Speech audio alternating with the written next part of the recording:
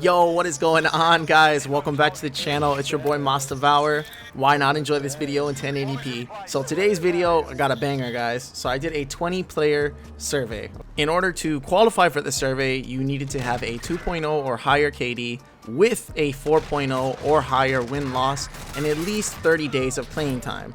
No, that doesn't mean you bought the game 30 days ago. I'm talking about 720 hours logged in on the game of Modern Warfare.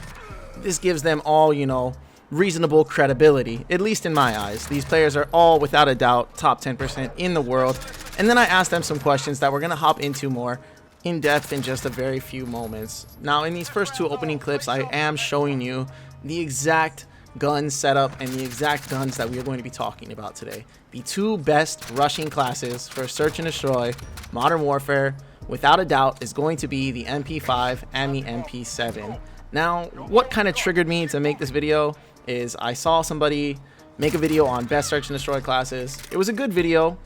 I didn't really agree with a lot of it though. I was kind of repulsed. I was appalled by what was in the video. He was recommending tactical suppressors, lasers, just things that I did not agree with.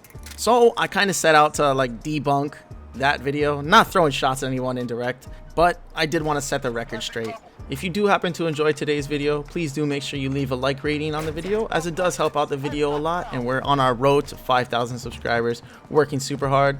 Also, if you do happen to enjoy anything Call of Duty or Search and Destroy related, and you want to find your way back to the channel, make sure you do subscribe with that bell notification on. That way you guys never miss a single upload. So this last guy has a riot shield and a 725. This is also a 6-man that I'm facing. So I'm just trying to keep my distance between me and the 725. There you go. And that is how it's done. Now we're going to go ahead and hop into the class inside the creative class. That's where the majority of our video is going to be. After we get through all of the creative class, nonsense or whatever, I'll have a couple more clips showcasing both of these weapons as well. Alright, hopping right on into it. We're going to go right into the MP5 first. So I use stim shot. Again, in the video, we're talking about rushing and securing more kills and solo carrying your team. Rushing is going to be the best answer for solo carrying your team. It's pretty much the only way you're going to be able to do it. You're not going to be able to just sit in one position and guard off everyone. So stim shot's really useful. Maybe I'll use a stun instead. Frag, maybe I'll use a semtex instead. Double time, I pretty much always use double time. If the enemy team is really good at fragging, then obviously you got to read the defense and you got to change the EOD. If the enemy team does happen to get to 4 or 5 kills, then I will change to cold-blooded as well. I typically always use hardline first. I only use ghost when I need to use ghost, meaning if they're at 3 or 4 kills and no one's contested them, then I'll go ahead and swap to ghost. Restock is a really good one as well too, but honestly, I like getting my streaks or my specialist faster personally, so I go with hardline. The last one, there really is no choice.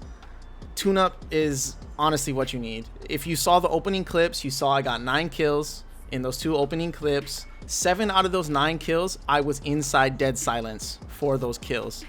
So you're going to get the vast majority of your kills in Search and Destroy while in dead silence. Tune-up gives you dead silence 40% faster.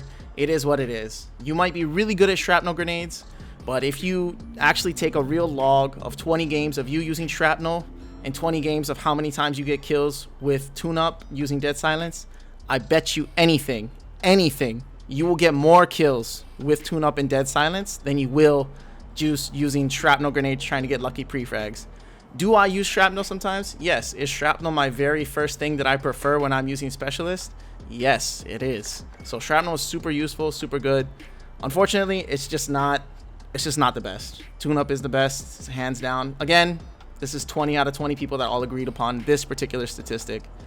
For the secondary, 10 people prefer the knife, 10 people prefer the sticks. So there's really no big difference on knife or sticks. I prefer sticks myself. The knife swaps faster to your gun, so it does have that nice thing. The sticks take a second longer to swap, but the sticks are a little bit faster. So I prefer the sticks. I know Dylan Seek and other popular YouTubers prefer the knife as well. So that one's pretty much up to you. As long as you're using a knife or the sticks, it should be pretty good. All right, hopping right into the gun. the monolithic integral suppressor. It is either the monolithic integral suppressor, hands down, or the monolithic suppressor. It was 15 to 5. 5 people prefer the monolithic suppressor. 15 people preferred the monolithic integral suppressor. Nothing else was even in the equation. Not a compensator, not a muzzle brake, none of that bullshit. We're talking about solo carrying teams here. You need to be off the radar. The 2 best attachments for that is the monolithic integral or the monolithic suppressor, period. No one wanted lasers. I asked them if they think that they should have lasers in Search and Destroy. 20 out of 20 people said no. I asked them another question though. I was like, hey, what about in like domination or hardpoint? They said, oh, fuck yes. Hell yeah, I would always use a laser. I always use a laser in like respawn as well. So we agreed on that. On the stock, 19 out of 20 people agreed. The FTAC collapsible stock for the MP5. One person uses the close quarter stock and stippled. That was literally the one person, but the vast majority of people are going to use that one. Pretty much everybody agreed on sleight of hand except for that one guy again, so that's another 19 out of 20. The 45 round mags, 10 people agreed with. The other 10 people say that they go with the 30 round mags. Honestly, you can go either or. You guys have seen me use either or as well. Not a huge life-changing difference there anymore. In the very first season, the 30 round mags was definitely super dominant, but since then it's taken some nerfs, so I actually prefer the 45 round mag now. And then with the foregrip, these are the only 2 attachments where people had variations, the ammo and the foregrip. So we had 15 people going Ranger and we had 5 people going Merc. I asked the people why they picked Merc and they said they want a good hip fire. I challenged them to use the Ranger foregrip and then tell me if they notice a life-changing difference in their hip fire kills.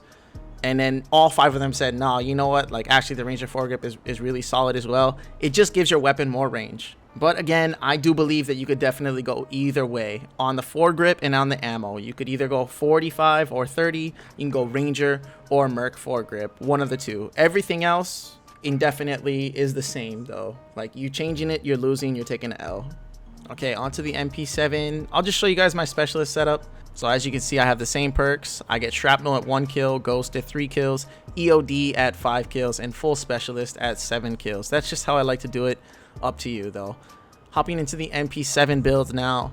Now again, I asked people, like for the MP7 specifically, would you ever use any suppressor besides the monolithic suppressor? And they said no, hell no, they would never waste their time with it. It's stupid.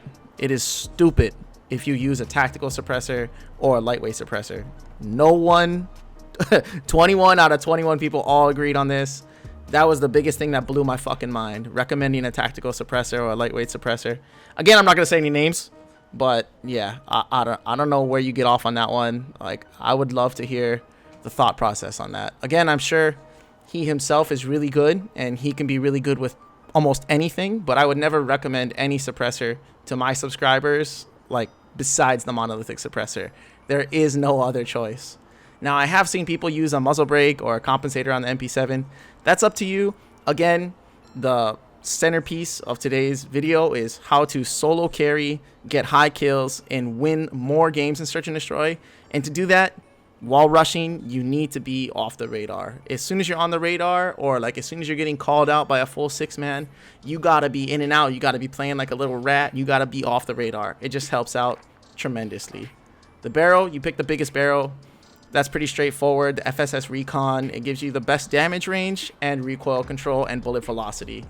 The stock, again, we all agreed on this one. 20 out of 20. No stock. Why do we pick no stock? Because it's the best for gunfights individually. I'll hop more in detail about that in the gameplay coming up after this setup. And then these are the only 2 attachments where we had any people differ at all. Some people use the 60 round mag. I think that that's fine too. I use the 50. Interesting enough, our very top person that I quote unquote interviewed, not really interview, I just asked like 4 or 5 questions to be honest, but our very top person actually prefers no mag on the MP7 and they use sleight of hand. I guess I'll have to give that a shot.